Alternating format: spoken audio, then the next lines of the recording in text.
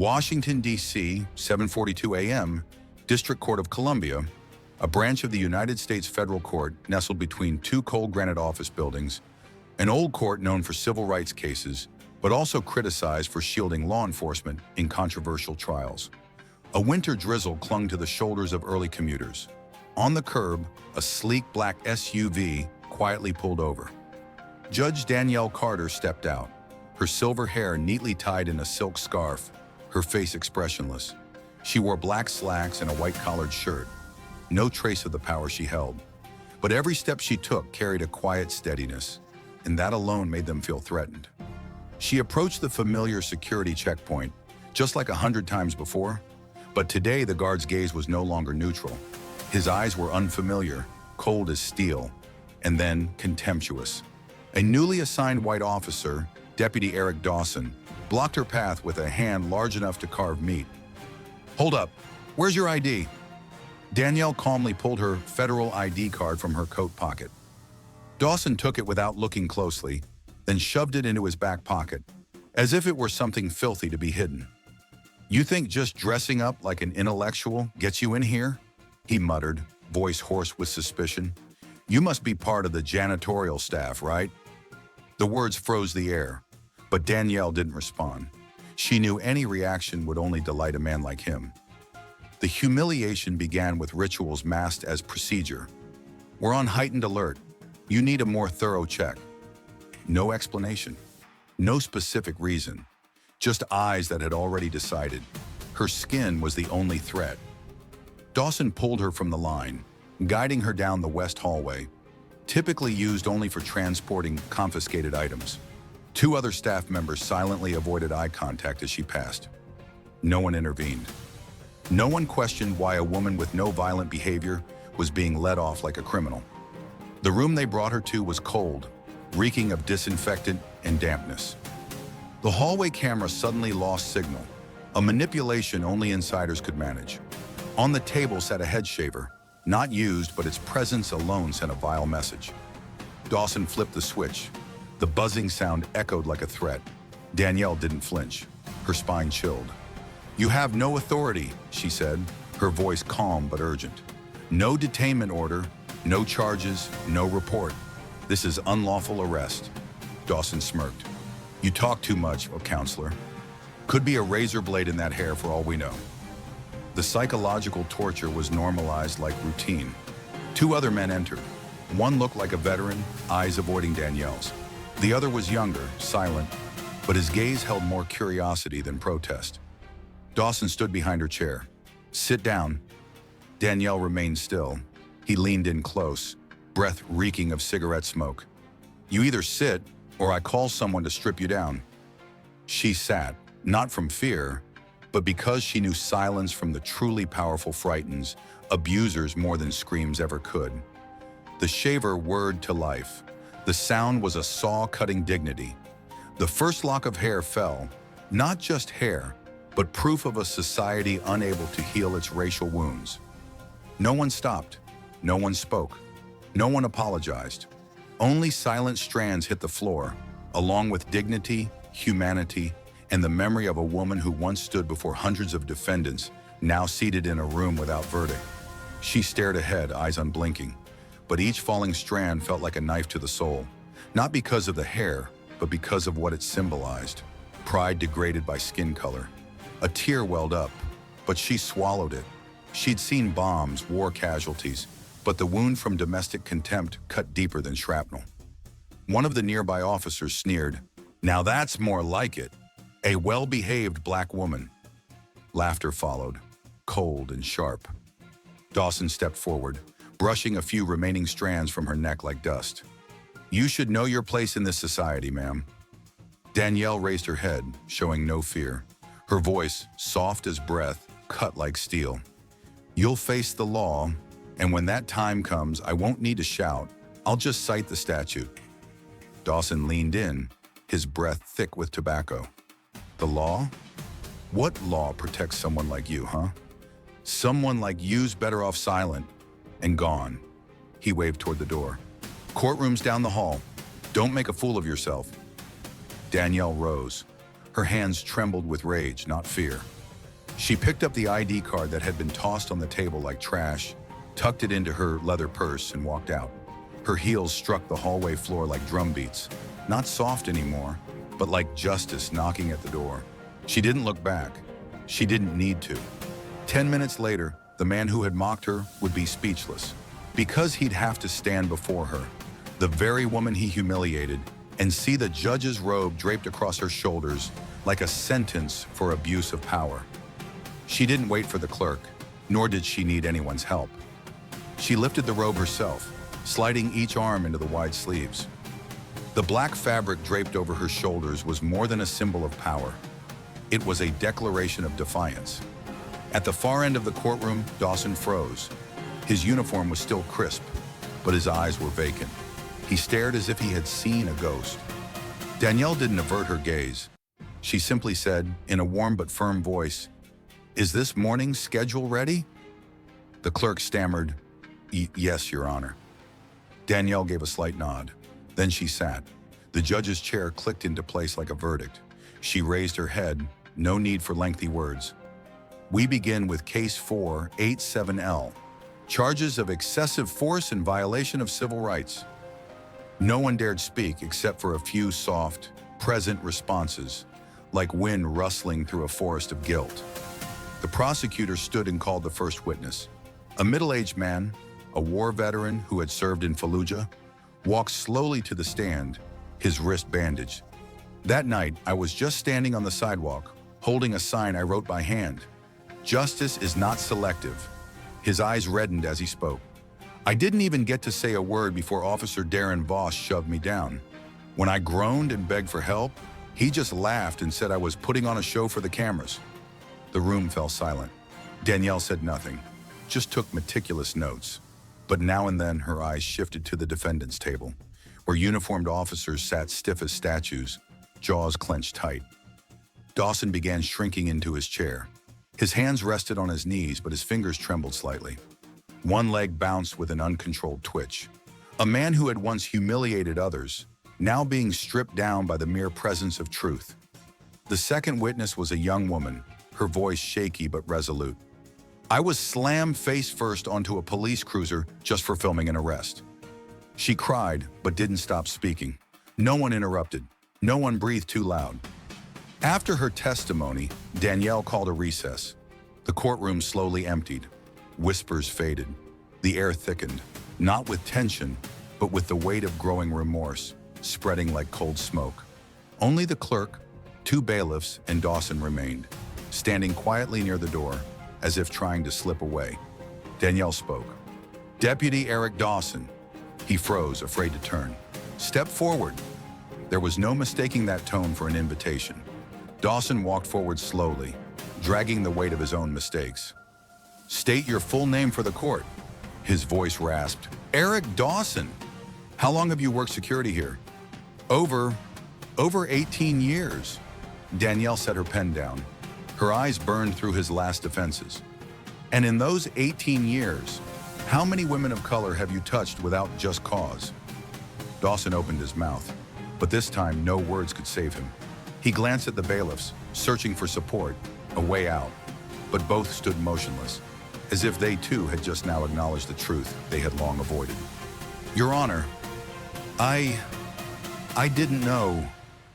I didn't know you were..." Danielle cut in, no need to raise her voice. "And if I weren't a judge?" The question hung in the air like a slap. Dawson opened his mouth again, but closed it, realizing that words had no place in the face of truth. Danielle's tone was now as cold as forged steel, yet still composed. "You dragged me, a black woman, into a room with no witnesses. Cut my hair as if it were a crime. Humiliated me as if my skin color was a threat." Dawson forced a weak smile, his face pale. I was just following procedure. I didn't mean any harm." Danielle opened a folder before her, each page sharp as a blade. 12 complaints, 12 voices spoke up, and all were dismissed, because no one before had the standing to make you answer. Until today. Dawson stood still, hands trembling at his sides. trying to hold on to something long gone: control. She stood. Her exposed head was no longer a sign of shame, but a proclamation needing no disguise. Effective immediately, you are suspended. All related documents have been sent to the Department of Justice. You will be handcuffed and escorted out. No exceptions, no privileges, no forgiveness for arrogance masked by a badge. She turned to the bailiffs. "Take him!" Dawson gasped, stepping back like a child fearing punishment. "No, this can't be. You can't do this." But can and can't no longer mattered. Only the sound of handcuffs breaking the air remained. Not violent, not loud, but unforgettable. He was led away, the same way he had led her that morning, without explanation, without dignity, without power. No one clapped, no one cheered, but something had changed, something invisible, yet deeply felt by everyone. A shift in the air, a quiet, permanent ending. Judge Danielle Carter remained standing at the bench, her eyes unblinking, but within her another storm was rising. Not of rage, but of cold, determined resolve from someone who knew she had to survive to change something. The courtroom was the same, the pale yellow walls, the worn-out desks and chairs, but it was no longer a space of procedural routine. Today it had become a place where truth surfaced, where silence was no longer a safe option. Louis Bryan stood up, clutching his hat tightly. His voice was hoarse. "He hit me. Not because I had a weapon, not because I posed any threat, just because I asked him why he pulled a black girl out of the line, and no one spoke up. And they said, I tripped on the curb." Danielle did not blink. She continued to write, though her handwriting faltered, not from anger, but because in every word he spoke, she saw herself, and hundreds like her. Dawson had vanished from the room, but his shadow lingered in every testimony. A young woman stood, her voice quiet but firm. "I was pushed into a police car just for filming an arrest. They took my phone, and I was charged with obstruction." Danielle announced a recess. The courtroom gradually emptied, but no one left the same. They whispered, not from fear, but from respect. A sacred atmosphere had descended on this hall of law, now turned into a shrine of resistance. When only Clerk Maya, the two bailiffs, and a few bystanders near the door remained, Danielle finally spoke. "Deputy Dawson has been dealt with, but this is not about one man." An older man, Louis Bryant, remained standing. He stood tall, hand resting lightly on his cap like a veteran offering a salute. The youngest bailiff lowered his head. He had watched Dawson drag the judge away without daring to intervene.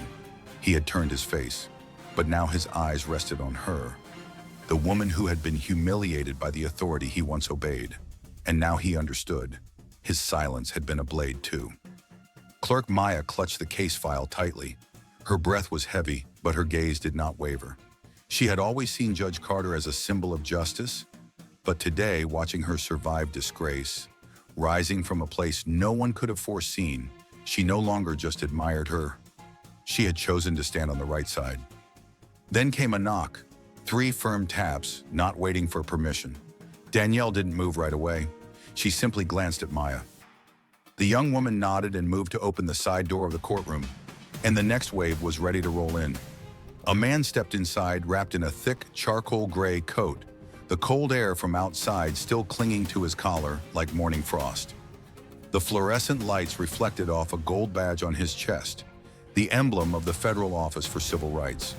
He was tall, sharply featured, but his stride carried a slight hesitation, not from fear, but from knowing that what he was about to say would trigger an earthquake. "Judge Carter," his voice was low and clear, but a beat faster than usual. "I'm Agent Isaac Walker, Civil Rights Office. We've been monitoring this hearing since early morning, and I am authorized to inform you that, effective immediately, the D.C. Federal Court is now under special federal oversight." He did not sit. He looked at no one else but her.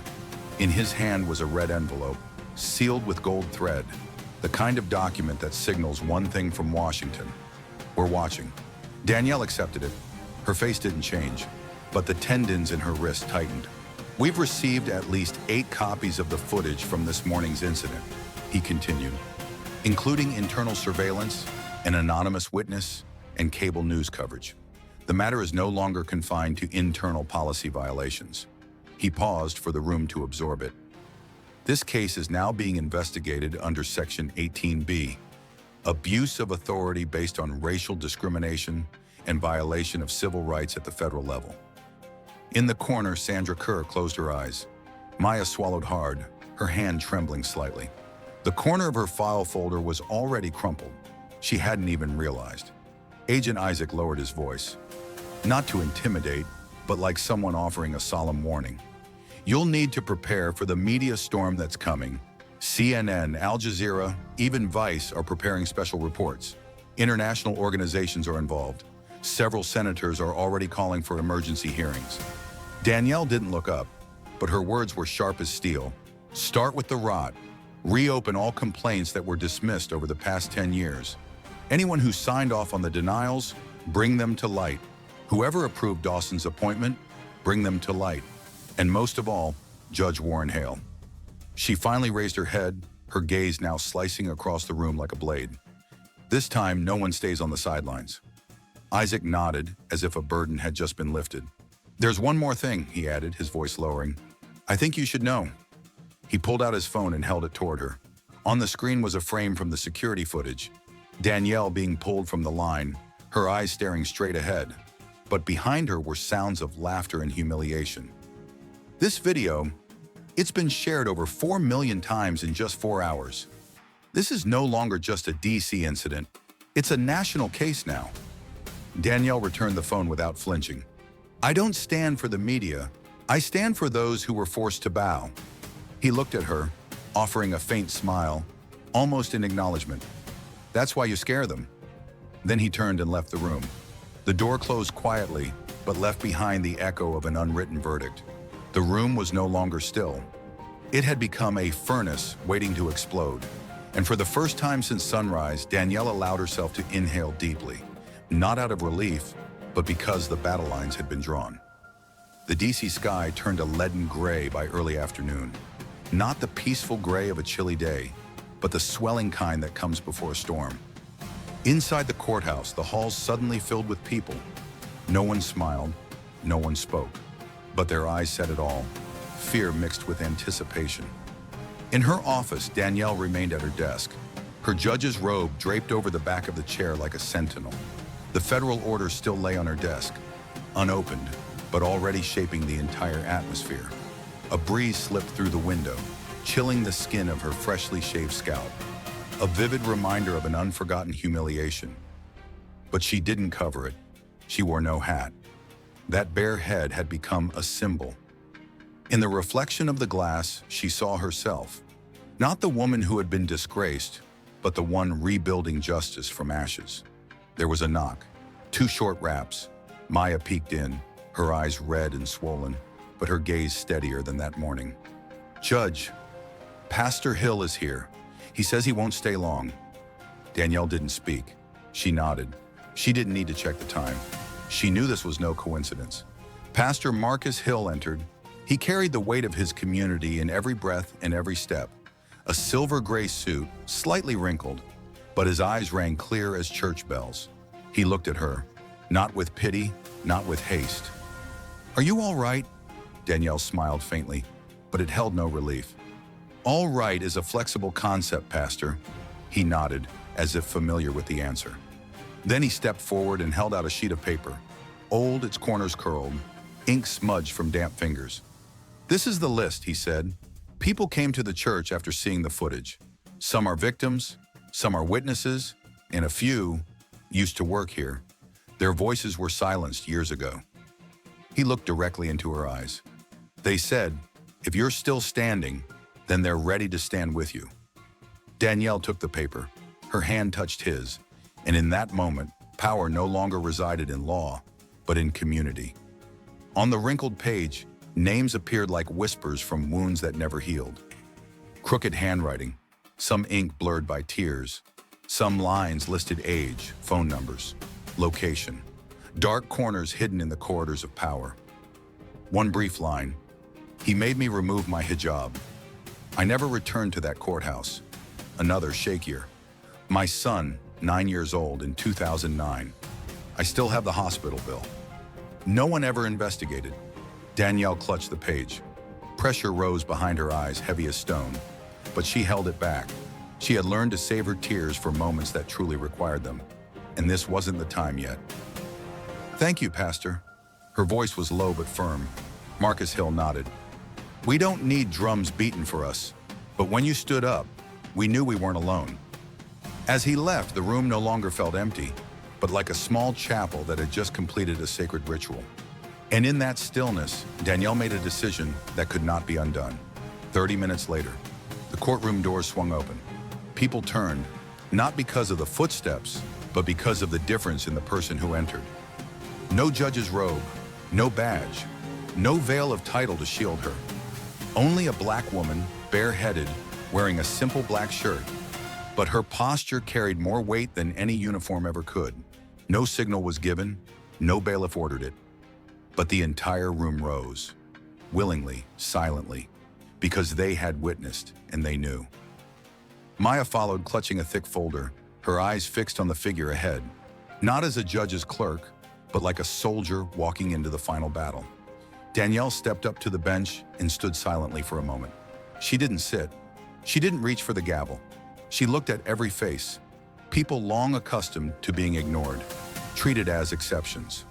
Then she spoke, not loudly, not slowly, but with such clarity that every word carved itself into the courtroom walls. "This room has witnessed blatant violations, not just this morning, but for years, generations. Through silence, through glances, through looking away when others were made invisible." She raised a thick yellow folder with a handwritten label. "This is an immediate reform proposal, not just for here, but to be sent to every level from district to federal." She paused. "It is called the Carter Initiative." All sounds hushed, pens froze, breaths held. It includes mandatory implicit bias training, routine mental health evaluations for law enforcement, an encrypted anonymous reporting portal, transparent and independent investigations, and a strict no-exception policy for any discriminatory acts based on race, gender, or religion by any employee. The defense attorney, who had smirked during previous hearings, sat motionless now, eyes avoiding hers. Danielle continued, her gaze fixed on them. "I won't stop here. I will bring this proposal before the federal board, the Senate Judiciary Committee if I must. I'm not doing this because I was insulted. I'm doing it because too many have been forced into silence." She paused, looked around. No theatrics, no soundtrack. "This is not revenge. It is a targeted reckoning, the truth calling out those who have avoided it for too long." At the back, Sandra Kerr, who once trembled on the witness stand, now stood upright, her hand over her heart. Maya leaned forward, ready to rise at any moment. Danielle's voice softened, but not her resolve. "This court is no longer a shelter for power hiding behind law. It will be a place where justice speaks, not for some, but for all." Then she sat down. Not because she was tired, but because the battle lines were now drawn. Right and wrong, clear as sunlight through glass. Maya placed the folder on the desk. The next witness was called, but the room remained still for a few more seconds, as if everyone knew they had just witnessed something beyond law. They had just witnessed the return of a black woman, stripped of everything, who still stood and led. No one would be left behind again. In the office behind the courtroom, as the sun tilted westward, Danielle Carter stood before the mirror, not to fix her appearance, but to confront herself. Her hair had begun to grow back, thin coils like new shoots rising from scorched earth. She ran her hands gently over her scalp. The scars were no longer unfamiliar. They were testimony. Her robe still hung on the rack, as if asking, "Is it time?" Not yet. Maya entered, this time without knocking. She no longer needed to. She walked in as part of the mission. She handed Danielle a new, thicker file. "They're ready, the final argument." Danielle opened it. She read lightly, quickly, but her eyes were heavy. "Response from the Department of Justice? They finished interviewing the last 4 witnesses. Warren Hale will be prosecuted, and 2 more districts have approved the Carter reforms." Danielle nodded. She didn't smile.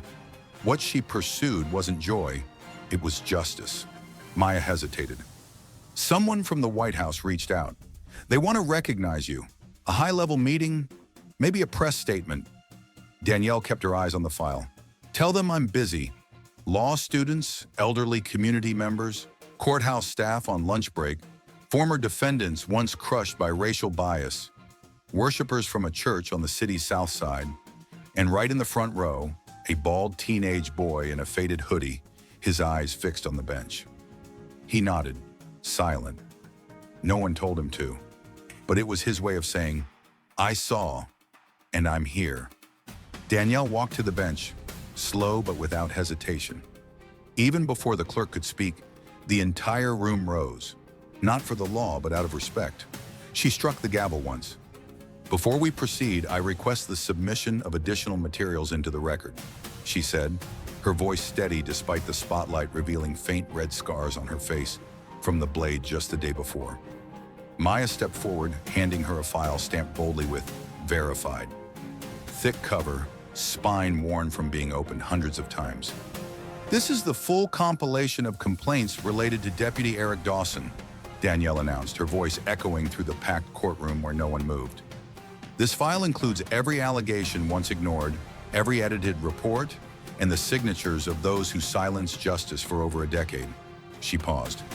We've submitted these names to the Department of Justice, the State Judicial Federation, and the Senate Special Investigations Committee. Some in the room stirred. A defense lawyer leaned back, pulled out his phone, perhaps to verify something, or perhaps to search for a way out. Danielle continued, her tone even, like an undertow. I understand some may question my objectivity after all that has happened, but I am not here today as a victim. I am here as someone who survived, and with that comes a greater duty to protect justice. She looked directly at the defense table. Do not mistake my silence that day for weakness. It was the way I held on to my dignity while everything around me tried to take it. She paused briefly, then added, This court is not a place to hide from wrongdoing. It is a place to confront truth and correct it. She leaned slightly forward. And we will no longer call silence neutrality. Not starting today. She nodded, signaling the final argument to begin. Everything followed due process, precise, lawful. But what came next, no one was prepared for. At the back, the side door opened. 2 federal officers entered, escorting Eric Dawson. No uniform, no badge, just a wrinkled orange jumpsuit and cuffed hands in front. He didn't lift his head. He didn't look at the crowd, only at her, the woman he once dragged into a windowless room, thinking she would stay buried in silence. Danielle did not look away. She stared straight into his eyes and declared, Eric Dawson, this court sentences you under federal law 6 years for abuse of authority, 5 years for violation of civil rights, 1 year for intentional obstruction of an investigation. A pause. That is the law's part. The room held its breath. No cough, no rustle. And this is the truth's part. She stepped forward, never breaking eye contact. For 18 years, you lived as if power were a weapon, and skin color a valid excuse to interrogate a human being. You hid behind statutes, unrecorded statements, and closed doors. Dawson lowered his head. For the first time, his broad shoulders trembled. But today, you're not hiding behind a badge, not behind process. You stand here not as an officer, but as a man, accountable for himself. She nodded. Take him away. No one applauded, no one cheered. But in their eyes, a slow fire burned. The truth had been spoken, and it didn't need fireworks to echo. As Dawson disappeared behind the door, Danielle turned back to the audience. This courtroom will no longer be a fortress for privilege. As of today, it is the clearest mirror of what justice must be, and if it does not reflect the truth, then it does not deserve to exist. That afternoon, the courthouse was still crowded long after proceedings had ended. No one wanted to leave just yet. Small groups gathered, along the hallways, in the parking lot, near the live broadcasting vans. Some shared photos. Others read aloud the sentencing from their phone screens.